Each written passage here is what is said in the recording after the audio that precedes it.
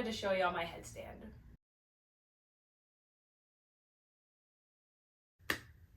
Well, hello everybody. Happy August. It is Leo season. Woo! I'm not even a Leo, to be honest, and I feel like everybody gives hate to Leos, but as a Capricorn, I just feel like Capricorns love Leos. I don't know what it is, but all of my past relationships, situationships, and interests have all been Leos, and that's like unintentional. My current man, he's a Leo. It's definitely not something that I look for. Like, as much as I'm into astrology, I don't like date based off of astrological signs and stuff. I just think it's interesting, but yeah, strangely enough, I always end up being attracted to Leos. I don't know why. It's something about their energy, like, but yeah, so happy August. Today, I thought I'd show y'all some of the things that I try to do at least within the first couple weeks of the month to just kind of like reset my energy, do a little bit of self-maintenance, and just kind of like redirect myself and set the tone for the rest of the month. And so I have a couple things that I just want to show y'all that I do that are a little more holistic in nature and a little more spiritual in nature that just allow me to kind of like self-assess and see where I'm at, and then just kind of move forward knowing that I put the best energy forward. And I will say too, every month tends to be different for me. I'm a very like go with the flow, what I feel like I need type of person. So a lot of these routines are things that I try to do once a month. If I don't particularly feel called to do it though, I simply just like won't do it. But I thought I'd film this month just because I'm definitely in a space where I feel open to sharing these types of things with y'all. And these were the things that I want to do this month. And so I thought I'd take y'all along and show you what I do. And before I get into it, don't forget to hit that like button and turn on notifications. I feel like I've been receiving a lot of good feedback from y'all, and I really appreciate the conversation that's happening. And you see how I'm smiling right now? I want to keep that momentum going, and yeah, let's get into it now. Okay, so one thing that I love to do every month is I love to pull cards. And I don't actively put out that I do tarot and I read tarot just because I don't think I'd ever do it for y'all, in a sense. Like, I don't think I'd ever do like spreads or readings for y'all, so I kind of just keep it as a personal practice. But I do enjoy pulling cards for myself and close friends as well if they do ask me to. I will say I used to be a lot more intentional when it came to pulling cards, and I try to pull a card at least a week, or I would do a lot more spreads for myself. But I feel like more recently I kind of just go off of like a need basis. And this is my personal deck. So I have two decks. I have the classic deck, and then I have this one, which was gifted to me. And this is the deck that no one else can touch, basically. I don't know how familiar y'all are with tarot, but typically those who practice recommend that you have like a personal deck, and it's just your energy. You don't let other people really use it, or you don't use it for others. So for me, that's this deck. So yeah, I think I'm gonna pull some cards for myself, and I think I will show y'all the cards that I pull. All right, I wish y'all could see how I'm sitting right now. I'm literally sitting crisscross applesauce with this tripod in between my legs. But yeah, like I was saying, when I pull cards for the purpose of just like reading the energy for the month, I usually do like a past, present, future, or I just kind of ask for any direction or anything I should look out for. Oops, okay, oh my God. Please ignore how I'm shuffling this. It's really just like the position that I'm in right now, but we'll definitely keep this card out. First card was Judgment. Okay, starting off with some Major Arcana. Also, look at the designs on these cards. It's literally such a beautiful deck. I love it. Yeah, so I think I'm probably just gonna do maybe like an energy reading for the month of August. I think based off of last month, which was very much like work, stress, not a lot of play, honestly, for me. Last month, there was not a lot of play. I feel like I had a lot to deal with last month, and there's just some things, some obstacles I had to work through. So I think I definitely want to just get an overall energy, something to look out for. So this is going to be overall energy.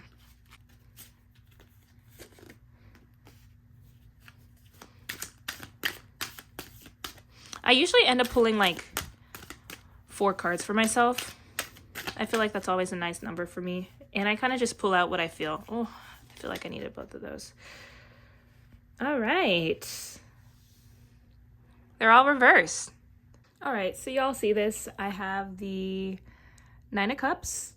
I also have the Three of Wands in reverse. I think I will be reading reverses for this. I also have Justice in reverse, so that would be my second major arcana. And then I also have the King of Swords in reverse. And honestly, how I like to read cards off the bat, I always look for color, like the overall color scheme of the cards, which for these are honestly pretty like pastel. They're lighter. I see like the yellows, the reds, and the baby blues. Honestly, because I don't do cards often, I do have to read the little manual for a lot of the deeper meaning for the cards. But honestly, even though I got a lot of reversals, I feel like August is definitely going to be a lot more stable than July was for me. And I think that's kind of coming from the Nine of Cups. And yeah, I don't know. Honestly, I'm gonna have to read the book. I honestly do not know. But yeah, and also the Foundry comes with this manual, so it's pretty cool. The layout's pretty nice.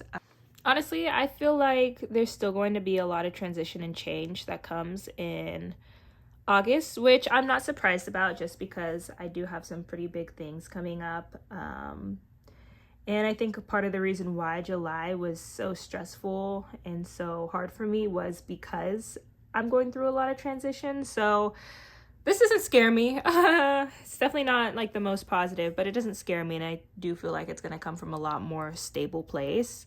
So the Knight of Swords in this particular explanation has to do with like intellectual agility. And so for it to be reversed like this, I think it might just allude to a lot of mental exhaustion that I may be going through in August. And I think all of this has to do with the Nine of Cups in the sense that I think ultimately this is where I'm trying to get.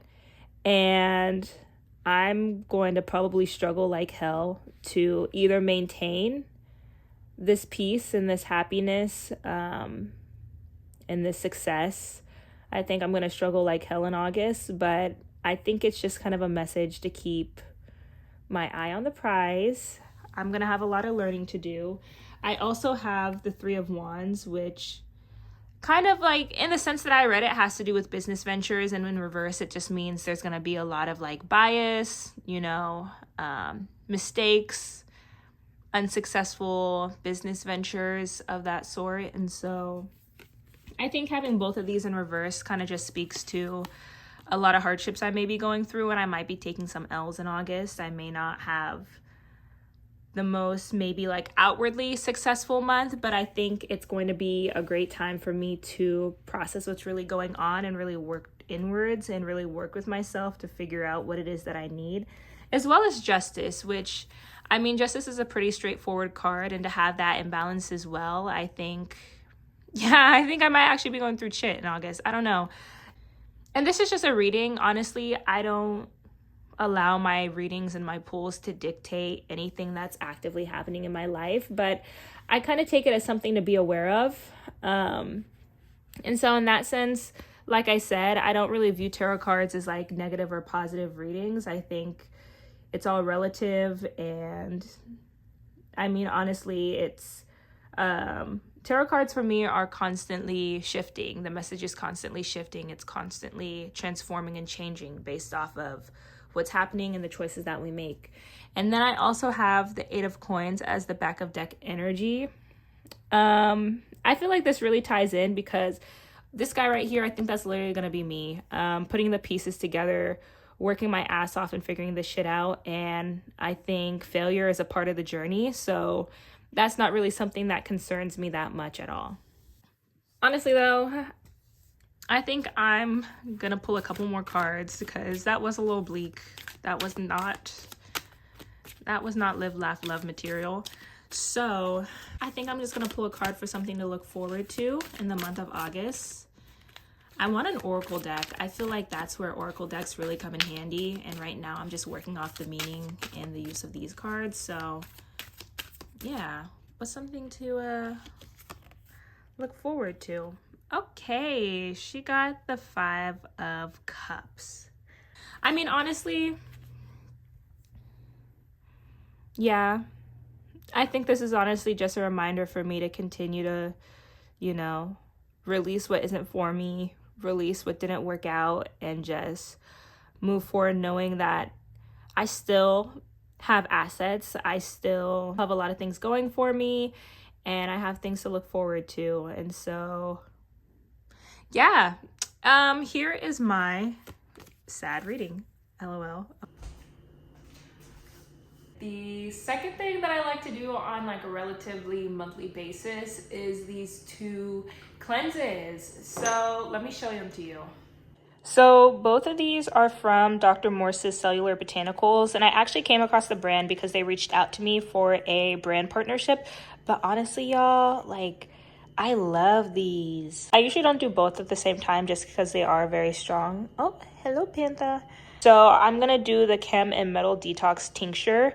And for those of you who don't know, tinctures are highly concentrated herbal extracts, usually through the use of alcohol to a certain percentage, and then the rest would just be like distilled water. So this is the Chem and Metal Detox, and it just helps our body flush out any heavy metals that we may have picked up. The ingredients are amazing. I love how clear the packaging is with the amount of alcohol, what the herb strength is, and then it also gives like a guide as well as far as like weight goes to how many drops you would need and, you know, like best practices. So I'm going to show y'all how I use this.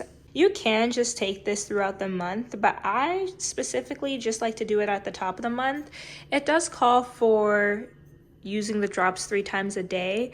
I don't do that though. I honestly just do once a day, but I already took it today, so I'm just gonna, for the sake of the video, show y'all again. So it'll be 2 times today, and I just take it for like, I would say the first 2 weeks of the month. I don't take it the whole month. I just find that I feel really good after. If you guys are interested as well in looking into Dr. Morse's Cellular Botanicals, I will link my link below. I just signed up for their referral program, so I believe you probably get a percentage off if you do go through my link. And yeah, tinctures are super easy. I think they're honestly my favorite herbal preparation just because, like, look at that. This is the amount of fluid that's needed. It is straight alcohol. Some people like to put this right underneath their tongue or just drink it. I do not. So I will just pour some water in it. And I do try to take this in the morning, first thing when I wake up, along with the rest of my other like supplements or tinctures that I take as well. But yeah, easy peasy, super simple. It literally doesn't taste like anything, which is what I really like about it as well. So if you're someone who doesn't particularly like to taste their herbal preparations, I think tinctures are definitely the way to go. So the next thing that I like to do each month is an egg cleanse. And for those of you who don't know, an egg cleanse is used to clear your energy, specifically kind of like your energy field from outside sources. So it can either be intentional or unintentional energy people have projected onto you or directly sent your way.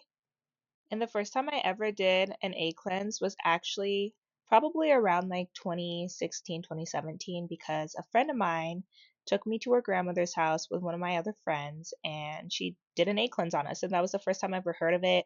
I didn't know what it was beforehand, but ever since then, I've been doing egg cleanses on myself. All right, this is important. Did you see me just drop that egg? At that point, I honestly should have just gotten a new egg, but I only prepared 1 egg, so I figured I would just finish it. But honestly, y'all, I've been knew that I needed to do an egg cleanse. I've been feeling it for the past couple weeks. And so the fact that I finally decided to do the egg cleanse at the top of the month and the egg drops midway of doing the cleanse, that's just like an overall red flag. But let me show you what you do with the egg and how you read it because it does need to be interpreted. So let me show you that first. I also want to mention that egg cleanses are not a closed practice. So if you are interested in doing an egg cleanse, you don't need to worry about stepping on anybody else's culture.